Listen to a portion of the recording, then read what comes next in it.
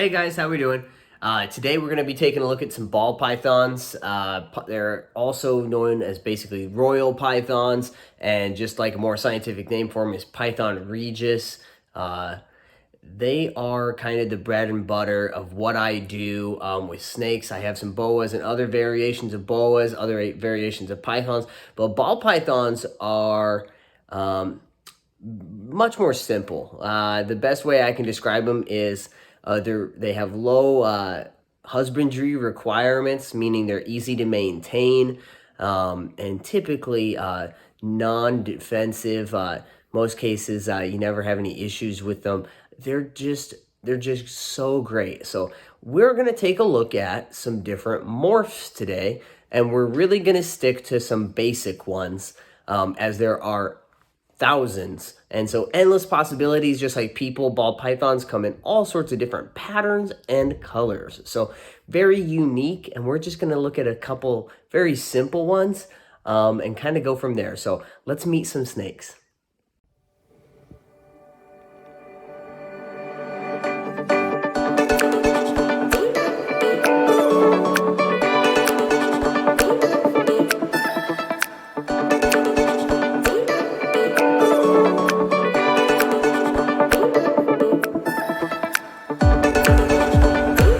All right, folks, first up we have Merlin here. Merlin is not necessarily a baby, juvenile ball python. He exhibits a normal gene, at least as far as coloration. He is an import, so very possibly looking to get some genes out of him in the future. But what we look for on these is they basically have, ball pythons have a few kind of distinctive markings where they just have these beautiful kind of blacks and kind of almost like a brown and gold. And then sometimes we get lucky and we get this really nice white flaming on the sides as well. So pretty simple little head patterns there. Have a nice little eye stripe. Very beautiful. And then we'll take a look at their bellies here. This one's pretty clean with some that go along here now. Sometimes they get little dots in here. We call them alien. These are normally alien heads.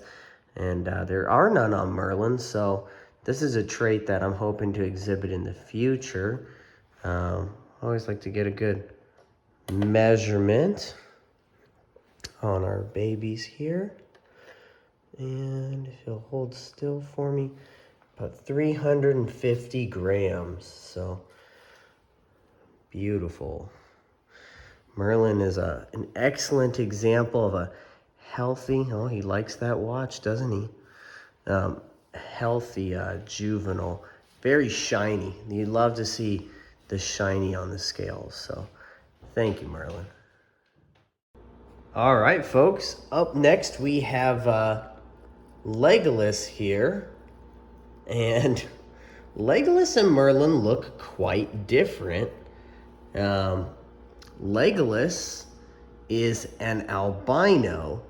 Albinoism is basically where an animal, or I suppose even person, has little to no melanin. So everywhere on Merlin where we saw black, now we have this white in here, and then where you can see these would have been the alien heads that would have been in Merlin, and all those white hues are almost kind of like a yellow. So just kind of like a color swap on them.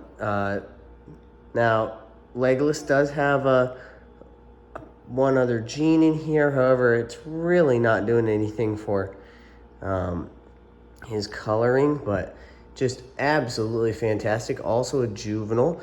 Albinos have these kind of like pink eyes that they have, and unfortunately, the only thing about a white snake is that they if they get dirty, you sure see it. So beautiful colors on here.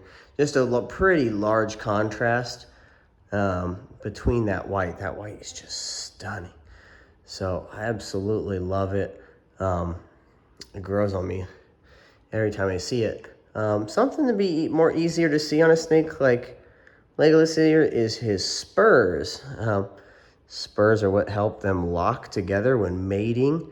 And so kind of neat that we see that on there. So beautiful. Thank you. All right, and last but certainly not least, right here is Chanel. Now, Chanel is a xanthic. First glance, there's something about her that just looks different. Axanthic actually in Greek means without yellow. So similar to albino, where albinos have no melanin for dark and black colors, Chanel has no yellow to her. Where there would normally be yellow and gold, there is now stark white. She still has beautiful, beautiful blacks. It almost looks like this brown color, instead of being brown, is gray. So, beautiful animal here. She has such a high contrast that kind of goes in some parts of her. And her belly is just so clean. So, she is a stunner for sure. Axanthic is one of my favorite genes, and I'll be working with it a lot. So just fantastic. She's actually a TSK line, just kind of a line of the gene from where it kind of came from. But just ultimately, there are her alien heads on there. You can see almost like little faces on her. So just a beautiful, beautiful animal. Again, a juvenile ball python. Next year, this actually is going to be a big year of growth for her. So now, give everybody kisses. Say, that's all, folks. All right, guys. Hey, thanks for watching. Our stars of the show, thank you. I love to look at the contrast here that we got going with all of them. They're absolutely beautiful. Guys, there's a ball python or snake out there for everybody. These genes are just three great examples of really just what some simple color traits can do for us. So, guys, would you please throw me a like, comment, and subscribe, and let's get some more videos going of these babies. But I would love to know what kind of content you guys want to see. So please throw me some comments on there on what you would like to see. Hopefully you'd like to see more snakes. And just any questions or any other things that I can do. My fans are number one. Just throw me a like, comment, subscribe. And if you want to go the extra mile, share this on your Facebook. I appreciate it, guys, and we'll see you in the next video.